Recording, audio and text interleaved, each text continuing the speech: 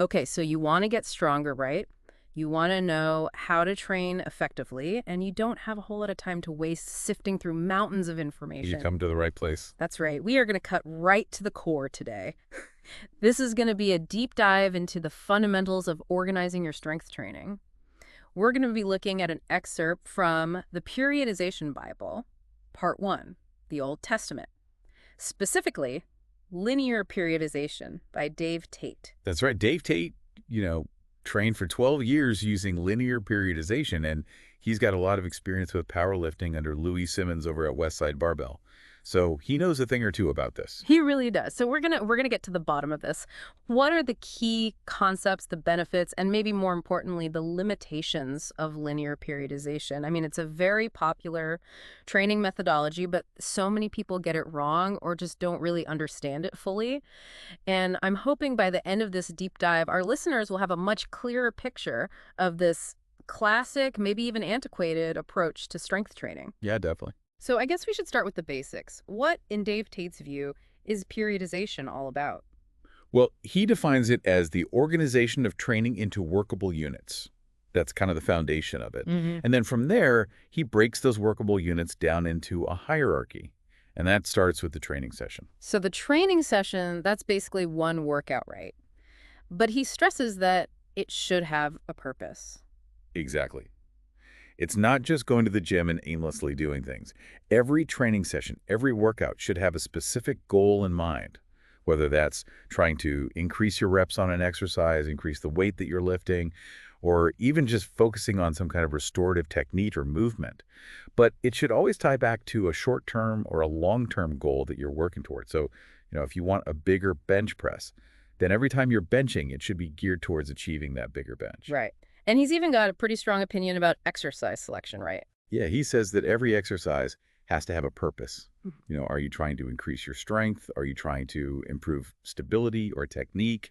Are you trying to address some sort of specific weakness that you have? And if it doesn't have a specific purpose, he basically says dump that exercise. Right, get it out of there. Yeah. So moving up the hierarchy then from the training session, we get to the microcycle. So what's that all about? Yeah, so the microcycle is a series of training sessions. Usually he says it's somewhere between 5 and 10 days, with the average being about 7 days, so roughly a week of training. And he talks about different types of microcycles, each of which have a specific meaning and purpose. Okay, let's start with the introduction microcycle. Yeah. The introduction micro is all about education. Dave Tate really stresses that it's important for the athlete or client to understand the program that they're doing, why it's designed the way it is, what are the different variables at play, and he even says that he likes to involve the client in the program design itself. Right, so that they really understand. Exactly. Not only how to do the exercises, but why they're doing the exercises in a specific way or, why they're focusing on those exercises. And he also mentions that the introduction micro is a great time to really solidify technique on all of those exercises, which he says, sadly, is something that a lot of gyms lack. Yeah, I think we can all attest to that. Yeah, for sure. All right, what about restorative microcycles? Yeah, so restorative microcycles are all about recovering. Mm. And that can be complete rest for a week, or it could involve things like contrast showers, massage, what he calls active rest, which is, different activities. Like if you're a weightlifter, it might be going for a walk. Or if you're a football player, it might be playing basketball, something to that effect. And then he also talks about something called feeder workouts, where you're kind of preparing the muscles for more intense training to come in the future. But he says he's going to talk about that in greater detail somewhere else. Okay, so we'll look forward to that.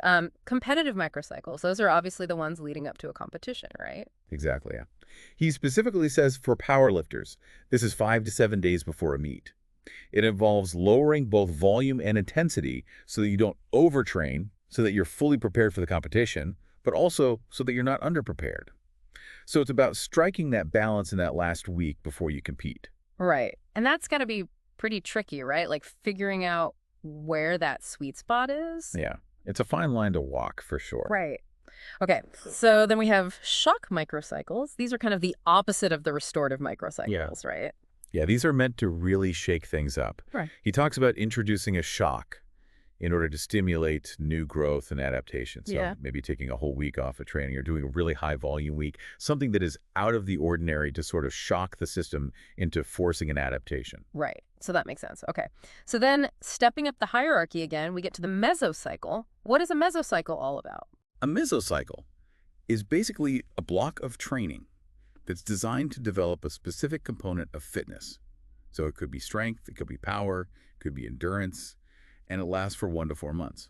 And it's made up of a collection of these microcycles that we just talked about. Okay. And he outlines several different types of mesocycles too, right? Yeah. So we have the introduction mesocycle. Right, it seems like it's a similar idea to the introduction microcycle, but just over a longer period of time. Okay. And then we have the base mesocycle. And this is kind of an interesting one because he gives an example using his wife, Tracy. Yeah, he says that when Tracy first started training, her back was so weak that she couldn't even lift an empty barbell without pain. So they had to focus their initial mesocycles on building up this really solid base of strength, particularly for her core, her lower back, her glutes, and hamstrings. And it was only after building up that base that she was then able to start lifting heavier and, ultimately reach elite status as a power lifter. So the big takeaway there is that you can't build a house without a solid foundation. Right. And that's so important for people to remember because we all want to jump into the heavy lifting right away, but building that foundation first is really going to set you up for long-term success. For sure, yeah. Okay. So then we have the strength mesocycle, the power mesocycle, and the competitive mesocycle. And I think strength and power are pretty self-explanatory, but the competitive mesocycle, I guess that's the one leading into a competition, right? Exactly, yeah. And he differentiates between competitive strength and maximal strength, which I think is a really interesting distinction. He basically says that competitive strength is different from just the strength that you can exhibit in the gym. Because when you're competing, you have all these other factors at play, like the rest period before your event to recover, you have the adrenaline, you have the crowd. So there's a certain amount of, I guess you could call it psyching up or getting into that competitive mindset. That's all part of competitive strength. Right. It's not just about the raw strength. It's about being able to perform under pressure. Exactly. And maximal strength is kind of the opposite of that, right? It's just what you can lift in the gym on any given day. Right. And he even warns against psyching yourself up too much in training. Right. That makes sense. I mean, you can't be redlining all the time. Yeah, it's not sustainable. So, okay, we've got microcycles, mesocycles, and then macrocycles are those longer training blocks encompassing multiple mesocycles. And then he even talks about a quadrennial, which is a 4-year training plan that usually lines up with big events like the Olympics. Exactly, yeah. But what we're really here to talk about today is the way that these training blocks are organized within the Western method of periodization, sometimes called linear periodization. And this is something that Dave Tate says is one of the most popular, but also one of the most misunderstood methods of organizing training. Yeah, he says this is the method that he used for the first 12 years of his competitive career. Wow. Okay. So let's talk about the phases of linear periodization as he describes them. We start with the hypertrophy phase. Right, so what's happening in that phase? So in the hypertrophy phase, the goal is to condition the body and to build muscle mass.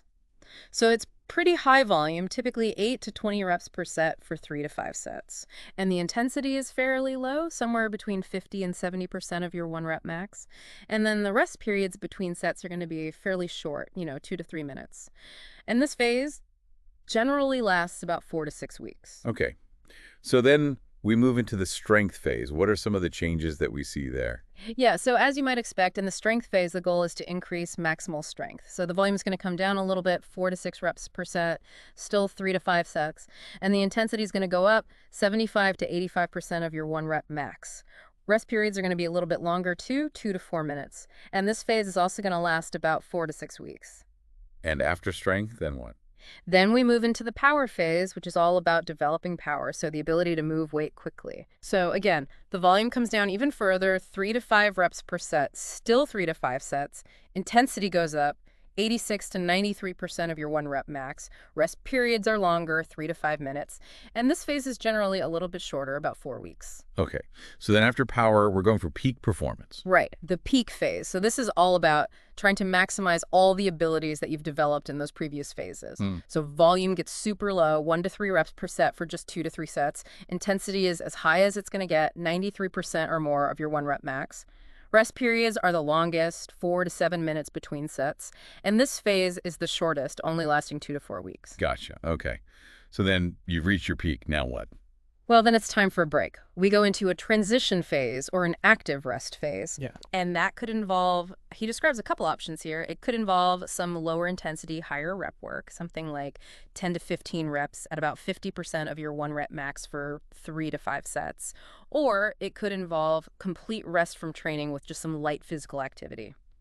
He says for powerlifters, this often means some time off from the classic power lifts. Okay. And that's it. That's linear periodization in a nutshell.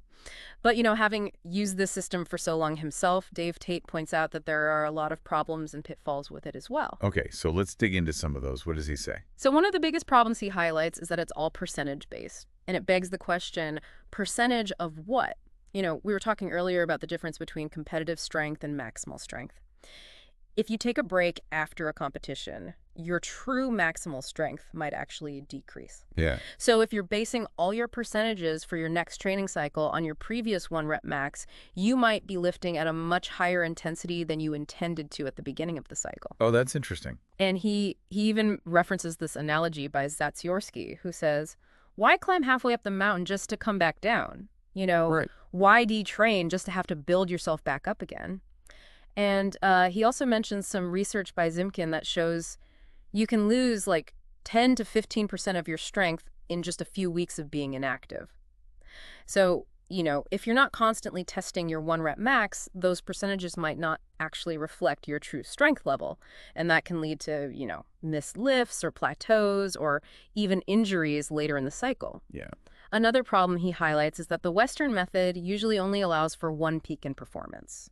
Right. I see that. Which, if you're an athlete who has to compete multiple times throughout the season, that's a huge disadvantage. Right. How are you going to peak for every competition? Right. It's just not realistic. Right. And another problem he points out is that the different physical abilities you develop throughout the cycle aren't necessarily maintained as you progress through the phases. Okay.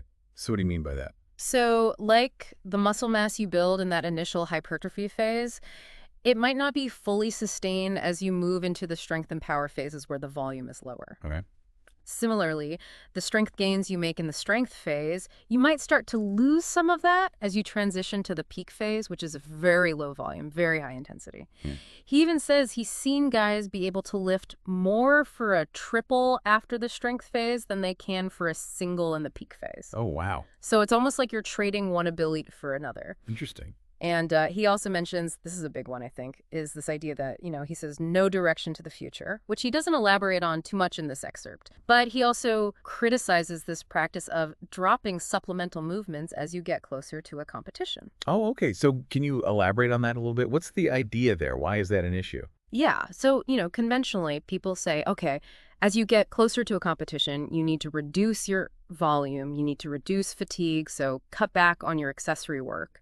But Dave Tate's point is, those supplemental movements, they contribute to your strength gains, so why get rid of them? He uses this analogy of a car needing new tires. You don't get rid of the car, you replace the worn out parts. Oh, right. So he argues that those supplemental exercises are important for addressing weaknesses and ultimately for improving your performance on the main lifts. Right. So they're crucial to your overall development. Right. And he points out that the linear model doesn't really offer any guidance on how to periodize those supplemental movements. It's kind of like, oh, just get rid of them. And he's like, no, they're important. I see. Okay. Yeah. He concludes by saying, the Western method is popular because of tradition, because people don't really know any better. And he sets the stage for, talking about conjugated periodization, which he calls the better way they found at Westside. Oh, interesting. Okay. And then in the last little bit of this excerpt, he talks a little bit about the Westside weekly training schedule, which I think is interesting just in terms of how they structure their training week. Yeah. What's their approach? So they train 4 days a week. They have max effort days for lower and upper body, Okay. where they're just trying to lift the heaviest weight possible on a certain lift. Right. Then they have dynamic effort days for lower and upper body, where they're focusing on moving sub-maximal weights with as much speed as possible. Oh, wow. Okay. So they're constantly working on both maximal strength and speed strength within the same week, which is kind of interesting. Yeah. And then they typically train most muscle groups twice a week. Right. which again is different from what we see in the linear model where it's more of a sequential approach. It's kind of like they're training all these different qualities at the same time. Right. Yeah. Not in phases, it's more concurrent. Yeah. So I guess just to wrap up, what we've seen from Dave Tate's description of linear periodization is that it's a very structured approach to training. Right. We move from high volume, lower intensity in the hypertrophy phase to low volume, high intensity as we move through the strength, power, and peaking phases, followed by that transition phase for recovery. And he's used it a lot, but he points out that it has some pretty major limitations, like the fact that it's all based on percentages, which might not always be accurate, Right. and the fact that it only allows for a single peak in performance, and the fact that you might lose some of those abilities that you develop earlier in the cycle. And that we're often too quick to get rid of those supplemental exercises that might actually be contributing to our overall strength gains. Right, yeah. That's a lot to think about. Yeah, it really is. So, I think the big question here is if you are an athlete who has to compete multiple times throughout a season, how can you adapt this traditional linear periodization model to suit your needs? Or do you need to ditch it altogether and look at something completely different? I think those are some questions for our listeners to consider. Definitely. I mean, you really have to think about how these limitations might be impacting your training, especially if you have a longer or more varied competitive schedule. Yeah. We've only scratched the surface here. We haven't even touched on conjugated periodization, which Dave Tate calls the better way. And we'll be digging into that in a future deep dive. So if you're interested in learning more about that, definitely stay tuned. It sounds fascinating. I can't wait to get into it. Me too.